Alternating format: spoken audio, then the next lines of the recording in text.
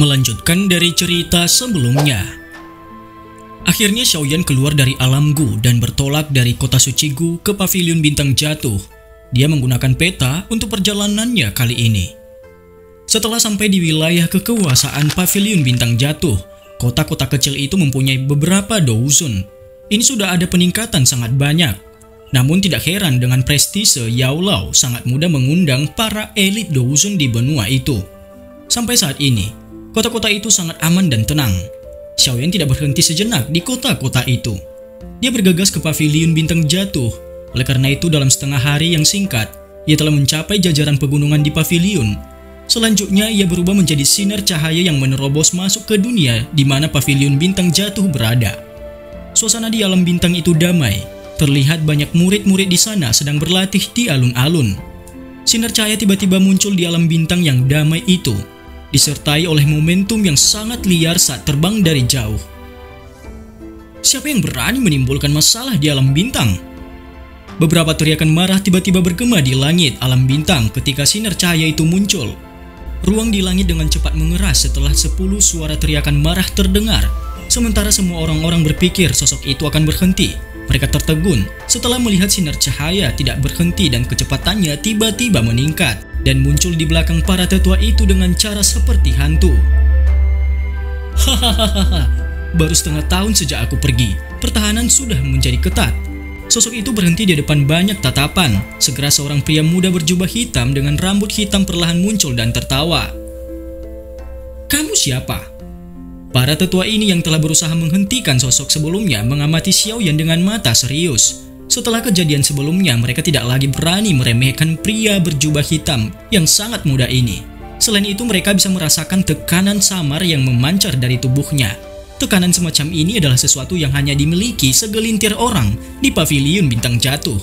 Aktivitas di langit menarik perhatian para murid pelatihan pavilion bintang jatuh di lapangan. Banyak tatapan tertegun memandang Xiaoyan di langit. Ini adalah pertama kalinya mereka telah menyaksikan 10 tetua tamu tidak dapat mendapatkan keuntungan meskipun mereka menyerang pada saat yang sama. Xiaoyan tersenyum dengan cara yang pahit. Dia baru saja pergi setengah tahun, namun hampir tidak ada yang mengenalinya. Kepala pavilion muda?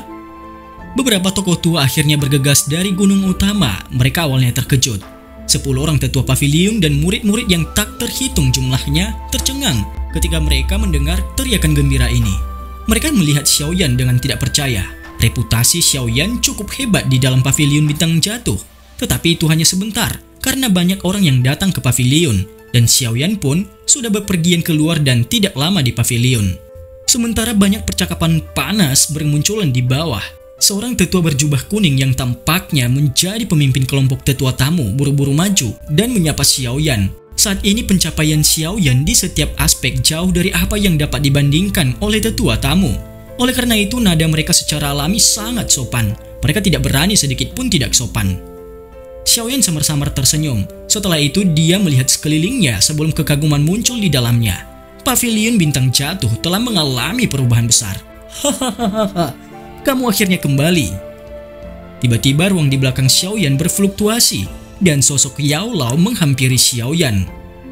Xiaoyan buru-buru membungkuk dan memberi hormat. Salam, kepala pavilion. Para tetua tamu di samping juga dengan hormat menyambut Yao Lao ketika muncul. Yao Lao jarang mengungkapkan dirinya, jadi Yao Lao adalah eksistensi misterius di mata para tetua tamu ini. Tidak disangka kalau dia secara pribadi akan datang dan menyambut kepala pavilion muda. Yao Lao tersenyum dan menggelengkan kepalanya. Dia melambaikan tangannya ke tetua tamu. Dia melihat Xiaoyan, beberapa kepuasan muncul di dalam matanya. Tidak buruk. Dalam setengah tahun, kamu telah maju ke bintang 8 douzun dari bintang 5 douzun. Sepertinya kamu banyak mendapat manfaat dari perjalanan ini. Beberapa kejutan muncul di mata para tetua tamu ketika mereka mendengar pujian Yao Lao. Orang ini memang layak menjadi kepala pavilion muda. Peningkatan seperti itu benar-benar terlalu menakutkan. Xiaoyan tersenyum. Dengan kekuatan Yao Lao, dia secara alami bisa melihat kekuatan Xiaoyan. Ayo pergi, aku telah menunggu kamu untuk kembali. Yao Lao berbicara sambil tersenyum. Guru, apakah dokter peri kecil dan yang lainnya tidak kembali? Tanya Xiaoyan. Mereka telah kembali, tetapi mereka pergi lagi, jawab Yao Lao. Kemana mereka pergi? Xiaoyan bertanya dengan suara kaget. Ini juga alasanku menunggumu. Kami menerima beberapa berita segera setelah kamu memasuki makam surgawi. Setelah itu aku meminta dokter peri kecil dan sisanya untuk kembali. Setelah itu, mereka bergegas ke Kekaisaran Chiama. Nama yang akrab itu membuat Xiaoyan merasa tercengang. Seluruh wilayah barat laut benua sedang bermasalah. Benua utara barat tidak memiliki banyak ahli seperti di dataran tengah. Mungkin ada banyak sekte dan kerajaan yang tak terhitung jumlahnya. Meskipun beberapa faksi kuat ingin mendominasi semua orang, mereka pada akhirnya tidak dapat mencapai tujuan mereka. Terlebih lagi, apa yang disebut faksi-faksi kuat di wilayah barat laut benua hanya bisa disebut satu faksi di dataran tengah. Mereka tidak akan lebih kuat dari 4 faksi pavilion. Karena itu faksi dan ahli di dataran tengah tidak terlalu berurusan dengan ini. Awalnya benua barat laut tidak dalam kekacauan, tapi setahun lalu, sebuah faksi yang dikenal sebagai sekte Singa Mendalam tiba-tiba mulai terlibat dalam perang berskala besar. Tidak ada yang bisa melawan para ahli dari sekte itu. Dalam waktu kurang dari setengah tahun, hampir setengah benua barat laut berakhir di bawah kendali sekte Singa Mendalam, ucap Yao Lao. Meskipun sekte Singa yang mendalam dapat digolongkan di antara 10 sekte besar di benua barat laut, itu tidak terkalahkan. Kali ini kekuatan mereka tiba-tiba melonjak. Selain itu mereka mendapatkan banyak ahli misterius yang kuat, jawab Yao Lao. Xiaoyan terkejut. Faksi-faksi di dataran tengah sangat kuat. Jarang ada faksi yang ikut campur dalam masalah daerah lain. Setelah daerah-daerah ini sangat kacau, dan bahkan jika mereka bisa mengendalikan daerah secara diam-diam, itu tidak akan menguntungkan mereka. Mereka mungkin akan kehilangan lebih banyak daripada apa yang mereka dapatkan. Apakah ini adalah ulah aula jiwa? Ucap Xiaoyan. Ya, benar. Berdasarkan informasi yang saya dapatkan, banyak ahli dari aula jiwa muncul bersama sekte Singa Mendalam. Lalu Xiaoyan bertanya, mengapa aula jiwa tidak memiliki hal yang lebih baik untuk dilakukan selain pergi ke wilayah barat laut benua dan memicu perang besar seperti ini? Tanya Xiaoyan. Mengumpulkan jiwa. Faksi di dataran tengah saling terkait dan rumit. Bahkan aula jiwa pun tidak akan berani dengan mudah memulai perang di sini. Tetapi situasinya berbeda di barat laut. Mengingat kekuatan aula jiwa cukup dominan untuk melancarkan perang satu sisi. Yang perlu mereka lakukan hanyalah tampil setelah pertempuran dan mengumpulkan banyak jiwa-jiwa. Yao Lao menjelaskan situasinya. Mengapa mereka menggunakan metode semacam ini untuk mengumpulkan jiwa sekarang? Di masa lalu, aula jiwa hanya diam-diam mengumpulkan jiwa. Mereka belum pernah memulai perang besar sebelumnya. Tanya Xiaoyan. Aula jiwa pasti memiliki banyak skema untuk mengumpulkan jiwa. Namun aku tidak yakin alasannya. Saat itu, mereka hanya ingin aku bergabung dengan mereka setelah menangkapku. Aku sadar mereka tertarik dengan keterampilan alkemisku. Yang bisa aku lakukan hanyalah memperbaiki pil obat. Tetapi kekuatan yang luar biasa dan misterius dari kepala aula jiwa membutuhkan pil obat tingkat 9. Namun tidak mudah untuk menyempurnakan pil obat seperti itu, jelas Yao Lao. Hati Xiaoyan menjadi sedikit berat karena alasan yang tidak diketahui setelah mendengar Yao Lao. Meskipun dia tidak tahu apa yang aula jiwa rencanakan, dia yakin mereka pasti sedang mempersiapkan rencana yang besar. Kalau tidak, mengapa mereka mengumpulkan begitu banyak jiwa? Selain itu, mereka jelas meningkatkan cara mengumpulkan jiwa. Mungkinkah mereka tidak tahan lagi? Wilayah utara barat ada dalam kekacauan dan Singa Sekte Mendalam terus memperluas wilayah mereka. Mereka yang tidak tunduk bahkan semua kekaisaran akan dihancurkan. Tidak diragukan lagi, aula jiwa mempercepat pengumpulan jiwa-jiwa. Kualitasnya mungkin tidak tinggi, tetapi mereka bisa sebanding dengan banyaknya jiwa. Mengenai aliansian kamu, sudah menjadi aliansi kuat yang bisa digolongkan di antara 3 teratas benua barat laut setelah dikembangkan oleh Medusa dan sisanya selama tahun-tahun ini. Namun Sekte Singa Mendalam bukanlah tandingan aliansian. Sayangnya ada tambahan aula jiwa. Dengan bantuan para ahli dari aula jiwa, aliansian mengalami kerugian. Beberapa bulan lalu wilayah aliansian menyusut. Mereka secara bertahap menyusut kembali menuju ke Kekaisaran Chiama. Kami juga memperoleh berita tentang itu. Dokter peri kecil dan sisanya bergegas ke Kekaisaran Chiama setelah mendapatkan berita ini. King Lin juga mengikuti karena nasib istana ular langit juga sangat buruk. Aku juga mengirim beberapa ahli dari pavilion untuk mengikuti kelompok dokter peri kecil ketika mereka pergi. Namun aku pikir mereka akan kesulitan menangani situasi ini. Xiaoyan mengangguk, dia mengepalkan tangannya mendengar penjelasan Yao Lao. Sepertinya aku juga harus cepat kembali ke Kekaisaran Chiama, ucap Xiaoyan. Kali ini aku akan mengirim beberapa tetua dari pavilion bintang jatuh. Mereka memiliki kekuatan bintang 5 Douzun.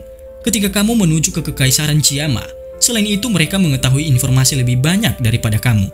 Mereka akan membantu memahami situasi-situasi di benua barat laut. Aku pribadi akan tetap berada di pavilion bintang jatuh untuk berjaga-jaga terhadap skema aula jiwa. Kita tidak tahu mereka mengalihkan kekuatan kita saat ini. Xiaoyan ragu sejenak sebelum mengangguk. Oh iya, kita akan menempatkan masalah tentang api surgawi, teratai api iblis pemurni setelah masalah ini. Bagaimanapun masih ada beberapa waktu sebelum pameran perdagangan spasial dimulai. Sebelum itu kita harus menyelesaikan masalah aliansi Yan dulu. Jangan terburu-buru untuk berangkat hari ini. Wilayah dataran tengah dan benua barat laut terlalu jauh. Kamu akan membutuhkan lebih dari 2 bulan untuk terbang ke sana. Oleh karena itu kita harus membangun celah spasial. Xiaoyan terkejut ketika mendengar ini. Celah spasial adalah sesuatu yang bisa dibangun oleh siapa saja yang telah mencapai kelas Douzun. Namun membangun celah spasial panjang yang membentang dari dataran tengah ke benua barat laut bukanlah sesuatu yang bisa dicapai oleh Douzun biasa. Untungnya kekuatan Yao Lao saat ini berada di kelas Bansheng, seharusnya tidak terlalu sulit untuk membangunnya. Aku menggunakan celah spasial sementara untuk mengirim kelompok dokter peri kecil pergi. Sejak itu aku telah menyiapkan celah spasial yang stabil. Setelah berhasil dibangun, itu akan menjadi jalur yang menghubungkan pavilion bintang jatuh ke benua barat laut. Setelah kamu mengambil alih pavilion bintang jatuh di masa depan, pavilion dan aliansi Yan akan bergabung.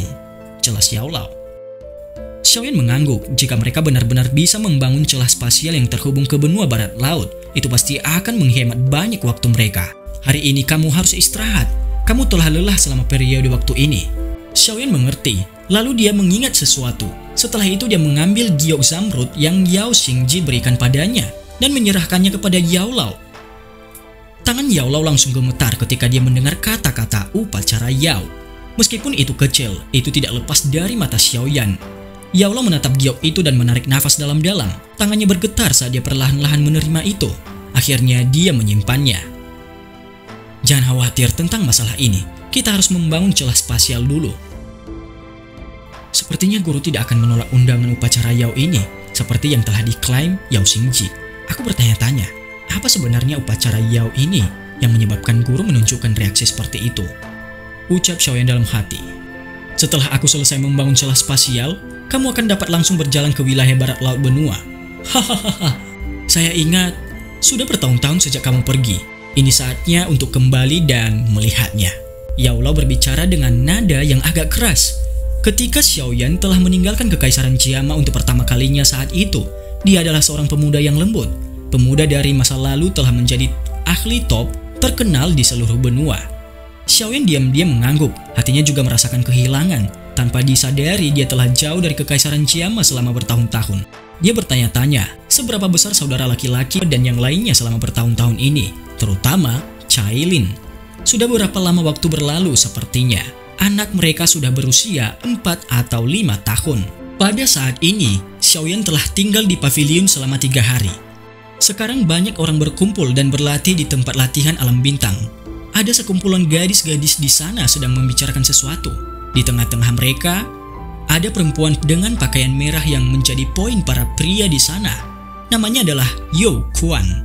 You Quan adalah murid berbakat dan unik. Dia berumur 17 tahun.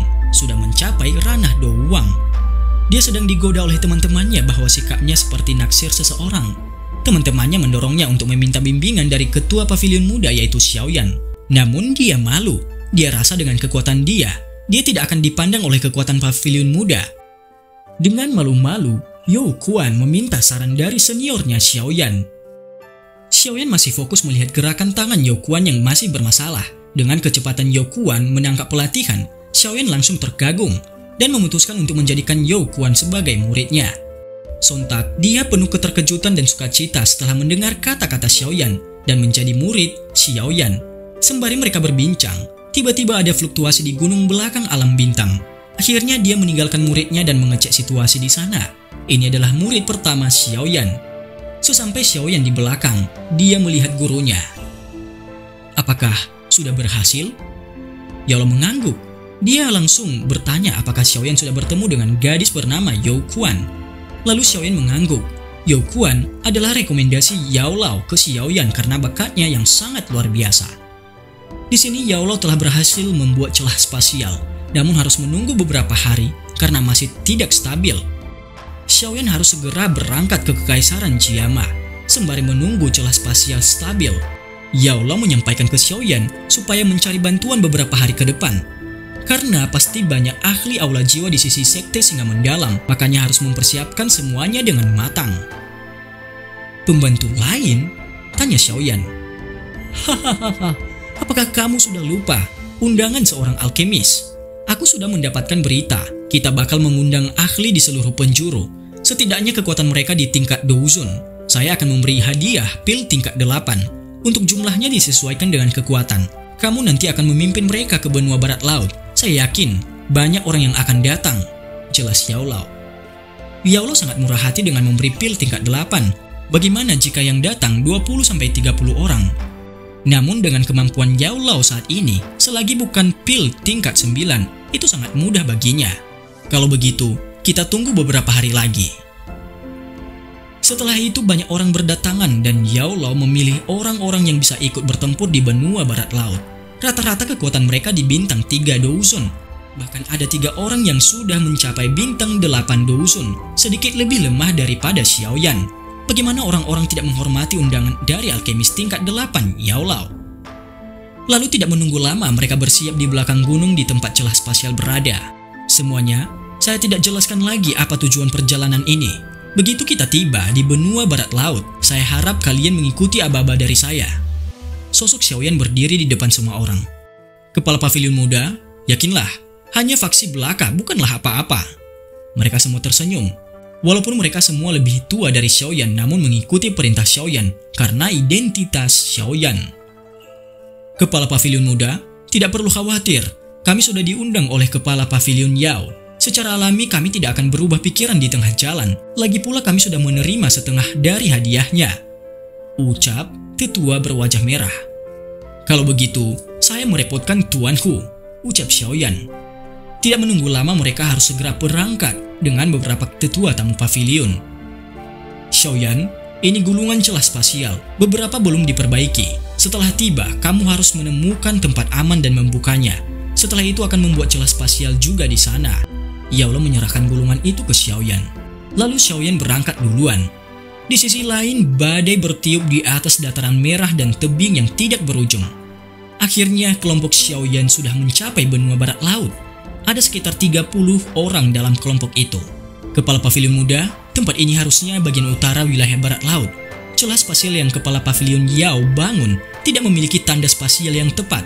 Itu mengirim kita secara acak ke wilayah barat laut, ucap sosok tua berambut putih di samping Xiaoyan. Dilihat dari peta, setengahnya sudah menjadi wilayah kendali sekte Singa Mendalam, dan setengahnya lagi di bawah Aliansian. Kelompok Xiaoyan sudah masuk pada wilayah utara, di bawah kendali sekte Singa Mendalam. Dan setelah dilihat di sana tidak banyak ahli, harusnya kekuatan utama mereka sudah dikirim ke perbatasan Aliansian, ujar tetua berpakaian putih. Selama kita menuju barat daya, memanfaatkan beberapa umpan, kita bisa mencapai wilayah Aliansian, jelas Xiaoyan. Akhirnya mereka pun bergerak dan mengumpulkan informasi sepanjang jalan. Mereka terbang di atas wilayah kekuasaan sekte Singa Mendalam dan ditemukan beberapa penjaga di sana. Namun penjaga itu hanya Douzong biasa. Itu tidak menimbulkan ancaman bagi mereka. Mereka menangkap beberapa orang dan menanyakan situasi sekarang ini. Pikiran Xiaoyan tenggelam. Situasinya memburuk jauh lebih cepat dari apa yang diperkirakan. Wilayah Aliansian telah menyusut sepertiga dan ini semakin meningkat. Menurut informasi, para ahli Aliansian berkumpul di benteng kuning misterius dan merupakan tempat paling penting bagi Aliansian selain kem utama di Kekaisaran Jiama. Jika benteng itu jatuh, maka Aliansian terpaksa mundur ke Kekaisaran Jiama dan upaya sengit mereka sebelumnya akan sia-sia. Lalu tidak tunggu lama, kecepatan mereka pun meningkat. Benteng kuning misterius berdiri di tempat paling penting dari arus langit kuning misterius. Di luar benteng kuning, ada dataran rumput yang tak berujung. Di tengah benteng banyak bangunan berdiri. Di tengahnya ada bangunan yang sangat megah. Cukup banyak orang duduk di aula. Seluruh aula ditutupi oleh aura keheningan. Di kursi pemimpin duduk sosok cantik berpakaian merah. Wajahnya dingin dan mempesona. Itu menunjukkan tanda-tanda kelelahan. Siapa lagi kalau bukan Ratu Medusa atau Cailin. Semuanya, pasukan Sekte Singa Mendalam sudah menekan kita. Hari ini menyerang kita untuk mengetahui kekuatan. Sepertinya mereka akan resmi menyerang kita kurang dari 3 hari ini, ucap Cailin sambil melihat semua orang di aula. Lalu seorang pria yang duduk di kursi roda mengungkapkan pendapat. Dia adalah Xiaoding, kakak pertama Xiaoyan. Ketua Sekte Singa Mendalam terlalu kuat. Ahli Douzun mereka juga lebih banyak daripada kita. Kita bukan tandingan mereka dalam pertempuran langsung, ucap Xiaoding. Ayo bertarung sekuat tenaga, kalau tidak ada yang bisa kita lakukan. Situasi ini tidak bisa maju dan tidak bisa mundur. Kenapa kita tidak temani mereka sampai akhir? Ucap Xiaoli, kakak kedua Xiaoyan.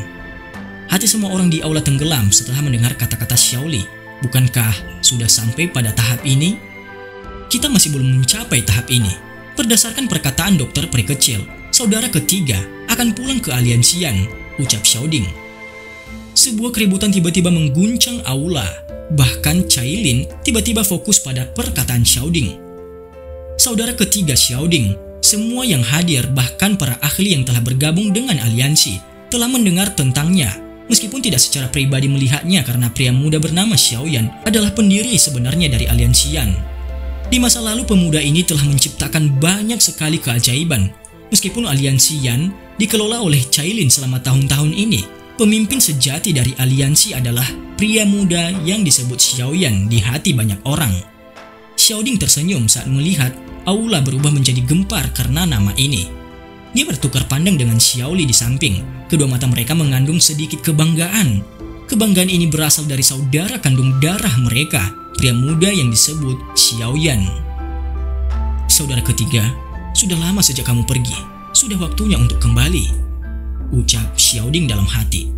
Mata Xiaoding menatap langit malam di luar aula dan bergumam di dalam hatinya. Lalu bagaimana situasi Aliansian saat ini? Dan cerita pun bersambung. Jangan lupa aktifkan notifikasi untuk update video berikutnya dengan cara subscribe, share, komen, dan like.